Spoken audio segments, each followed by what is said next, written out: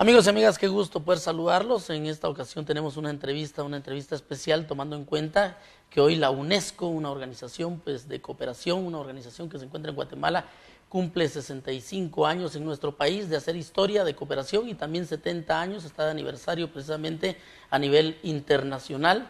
Una organización que coopera en el tema educativo, en el tema cultural, y es por ello que tenemos como invitada especial a Lucía Verdugo. Ella es oficial nacional de educación de la UNESCO, para platicar un poco acerca del tema educativo y también de esta cooperación que ha tenido la UNESCO en nuestro país principalmente. Muy buenos días, bienvenida. Buenos días, muchas gracias por la invitación a Noticiete.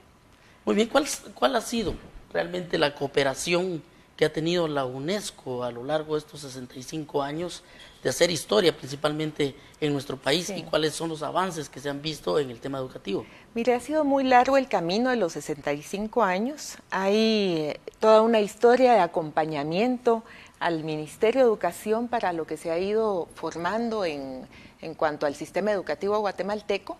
La UNESCO desde hace 65 años ha trabajado primero a través de consultores internacionales. Tuvimos por muchos años aquí una oficina de consultores y a partir de la firma de los acuerdos de paz en el 96 se funda la Oficina de Educación de la UNESCO en Guatemala. Y hemos estado en distintos ámbitos, en el desarrollo del currículo nacional base, en la educación bilingüe, intercultural, multilingüe, en la educación de adultos, alfabetización, educación infantil, en fin, el mandato nuestro es amplio, abarca todo el sistema educativo, incluido el de la educación superior. Y prioridades, licenciada, ¿hay algunas prioridades específicas que se tengan en cuanto al tema educativo? Porque el tema educativo es tan amplio que me imagino que hay algunas prioridades que también tenga la UNESCO. Así es. Nosotros hemos estado acompañando a Guatemala para formar las capacidades institucionales en el país. Entonces, apoyamos muchísimo en el tema de las estadísticas, de la generación de información educativa. Hemos, a través del Instituto de Estadísticas de la UNESCO, capacitado al personal del Ministerio de Educación y también ha participado el INE para poder generar información en educación. También trabajamos evaluación de la calidad educativa, trabajamos en acompañamiento, formación docente, en fin, una serie de acciones a lo largo de la historia y en el país que esperamos hayan contribuido, aunque sabemos que los desafíos todavía son muy grandes. ¿Por qué hay desafíos enormes en un país en donde se viene trabajando, por ejemplo, con la cooperación, de la mano de la cooperación internacional? ¿Por qué aún como que existen cierto estancamiento en algunas prioridades, como por ejemplo en el tema de calidad educativa? ¿Por qué está pasando esto en Guatemala? Lo que pasa es que tiene que haber, por un lado, mayor inversión en educación. Guatemala es el país a nivel de Latinoamérica que invierte menos. Tenemos menos del 3% de inversión en educación. ¿Y en otros países, por ejemplo? Hay un promedio en la región de 5%, pero hay países que invierten 10, 13%, como es el caso de Cuba.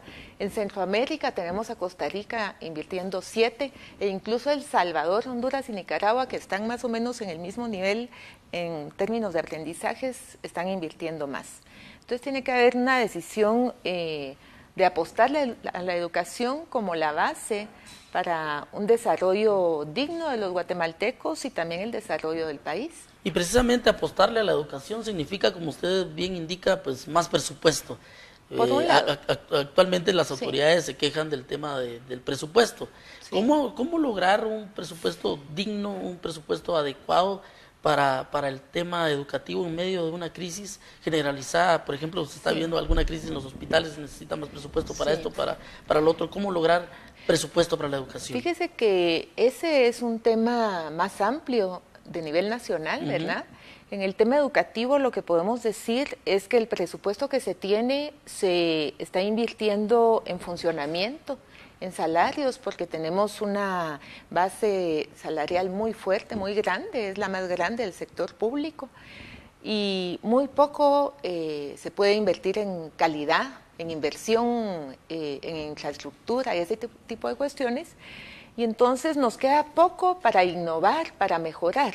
Lo que habría que hacer es hacer una planificación innovadora en el sentido de poder hacer algo diferente de lo que estamos haciendo. Me refiero a que el esfuerzo que se ha hecho no ha sido suficiente como para mejorar el aprendizaje de los niños y de los jóvenes o para mejorar la cobertura. Al contrario, ha bajado la cobertura educativa de la primaria, que ya era casi universal, y en secundaria pues es insuficiente. Hay más de 800,000 jóvenes que deberían estar estudiando, están fuera del sistema educativo, no se están preparando para el futuro. Entonces, de la inversión, pues hay que utilizarla mejor. ¿Y cómo lo podemos hacer mejor? Tal vez innovando la práctica educativa que actualmente se realiza. ¿Y cómo se puede lograr una educación equitativa, incluyente, inclusiva, licenciada? Yo creo que eso depende mucho de las actitudes, incluso a nivel local, de los directores de las escuelas, de los maestros. En las direcciones departamentales debe haber un trabajo más fuerte de promoción de la inclusión educativa. O sea, si hay una niña embarazada, usted sabe que tenemos un índice alto de niñas embarazadas, no se debe limitar el derecho a la educación de esa niña, no se debe limitar el derecho a la educación de los niños y los jóvenes con alguna discapacidad. Los jóvenes de la diversidad sexual muchas veces son acosados en las escuelas y terminan siendo expulsados por un sistema educativo que no está promoviendo la inclusión. Y hay una brecha también muy marcada en el tema de la educación rural, en el tema de la educación urbana, ¿verdad? Así es. Eso es un problema bastante fuerte. Y yo creo que ahí es donde podemos ir cambiando la práctica, porque tenemos una idea muy homogeneizadora de lo que se puede hacer en educación y tenemos que hacer una educación más pertinente al contexto rural, por ejemplo, al contexto cultural en el que se realiza. Tenemos que tomar más en cuenta qué es lo que le interesa a la población para educarse. No ir con una idea de que todo lo vamos a hacer escolar y todo lo vamos a hacer como se hace en la ciudad, con el ideal o la imagen de una escuela urbana. Entonces tenemos que ser mucho más abiertos en cuanto al paradigma educativo que estamos implementando. Entonces ya había una agenda que se tenía por parte de la UNESCO en trabajar del año 2000 al 2015. Esta se cumplió. ¿Qué pues, fue lo que más se trabajó? Ahora, ¿qué hace falta? Porque me imagino que las metas van ahora por 15 años. Vamos, en los próximos 15 años pues también ya tienen otros objetivos diferentes. Sí, efectivamente, en 2015 se ha evaluado, se han rendido cuentas sobre los compromisos de Dakar que se tomaron en 2000. Guatemala tuvo avances importantes en primaria, en secundaria, incluso, aún con el rezago que tenemos, tuvimos avances. En alfabetización es donde el avance es más notorio. Y la nueva agenda pues tiene desafíos más ambiciosos. Anteriormente decíamos que queríamos una primaria universal, ahora queremos primaria y secundaria universal y como mínimo un año de preescolar, de preprimaria. Entonces, hay que pensar en que hay mucho más que hacer. Estamos diciendo que el derecho a la educación es un derecho para todas las personas a lo largo de toda su vida.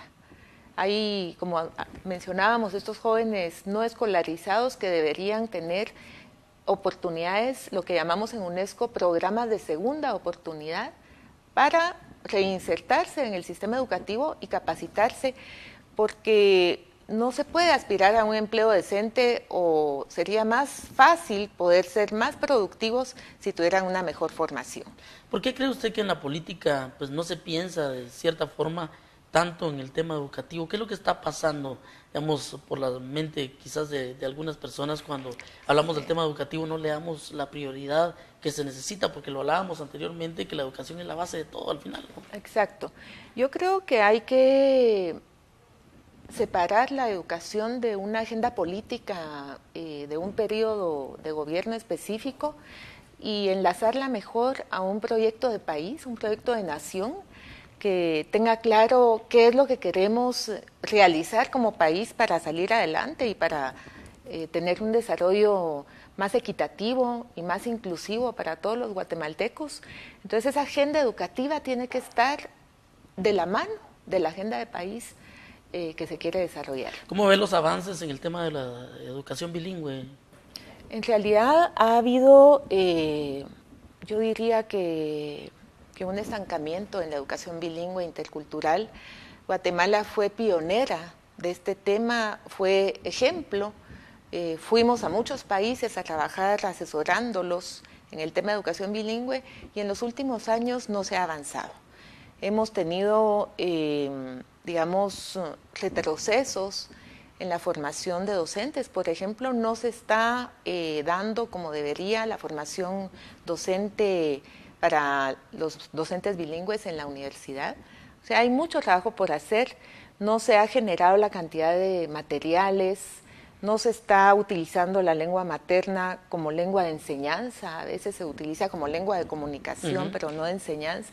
En fin, hay mucho que hacer en esa área también, y es muy importante porque la mitad de la población escolar guatemalteca es indígena. Entonces, si no la estamos atendiendo bien, quiere decir que no estamos atendiendo bien a la mitad de la población escolar. Claro que sí, y aparte de ello también hay otro tema fundamental que quizás también tenemos que abordar, y es el tema del analfabetismo en el país. Así es. Hay muchos municipios que han empezado a declarar sus municipios con cero analfabetismo, es decir, pues hay avances en eso, pues son notables los avances, o considera usted que también hay un desafío bastante importante en ese aspecto. También, el desafío mayor está en avanzar en alfabetización en los departamentos con los índices más altos de analfabetismo. Esos departamentos por lo general están en el occidente del país, es donde hay mayor población monolingüe. Muchas veces sabemos que son las mujeres las que son analfabetas en las poblaciones y tenemos que enfatizar la atención que se da a las mujeres indígenas. Entonces, los departamentos que se han declarado libres de analfabetismo casi siempre son hispanohablantes y entonces el verdadero desafío es ir a los departamentos donde hay a veces un 50-70% de la población analfabeta. ¿Quiénes tienen menos acceso a la educación, los niños o las niñas? Las niñas. Las niñas tienen sobre sí un peso fuerte por su condición de género. ¿Es muy alto? No. Nosotros, si vemos estadísticas, podríamos decir que prácticamente tenemos paridad de género, especialmente en primaria. La paridad de género se pierde en la secundaria. En la secundaria. Cuando la niña empieza en la pubertad, entonces asume más obligaciones domésticas, muchas veces se casa temprano, no, se une temprano. Sí, lo que sí hemos visto es que cuando las niñas pasan del segundo básico, terminan su formación y terminan en un porcentaje más alto que los hombres.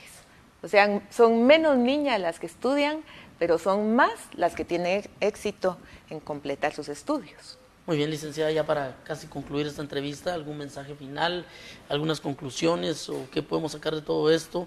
Un mensaje principalmente también a las autoridades, pero esto no solo depende de las mismas autoridades de gobierno, es un trabajo en conjunto entre las organizaciones, un trabajo en conjunto también, padres de familia, maestros, directores, en general, para poder avanzar en el tema educativo. Así es. La verdad es que tenemos que apostarle a la educación, tenemos que tener un compromiso más fuerte con la educación, porque ese es el compromiso con los seres humanos y las personas, los ciudadanos guatemaltecos. La sociedad, como usted decía, tiene que participar en su conjunto, los padres de familia tienen que estar vigilantes de la educación que sus hijos están recibiendo en la escuela, de lo que están aprendiendo, y todos en general tienen que saber que la educación es un derecho, que es un derecho que nos permite desarrollarnos individualmente y socialmente, que también la educación contribuye fuertemente a construir la paz, a construir valores, una sociedad más justa, más equitativa. Entonces afecta muchísimo la vida de las personas y la calidad de la vida de las personas, y por eso es que tenemos que apostarle más fuerte. Es importante también invertir en el tema educativo, apostarle principalmente a ello, porque la educación pues es el eje fundamental de todo, ya lo decíamos, en el tema de la pobreza, se elimina la pobreza, se va eliminando también el tema de la violencia en un país, contribuye al desarrollo de una nación. Creo que son muchas las cosas, muchos de los aspectos que tenemos que ir avanzando en Guatemala, y qué bueno que organizaciones internacionales que nos están apoyando, pero también es un trabajo que debe ser muy clave para un país, ¿verdad? Más que esperar el apoyo de otras naciones, creo que nosotros también como guatemaltecos debemos de ir fomentando ese desarrollo a través de la educación. Muchas gracias, licenciada, por Muchas estar aquí con gracias, nosotros, por Inicio. acompañarnos y principalmente por tratar estos temas bastante importantes para el desarrollo de nuestra nación. Nos vamos ahora a la pausa comercial, regresamos enseguida porque tenemos más noticias aquí en Noticias. Volvemos.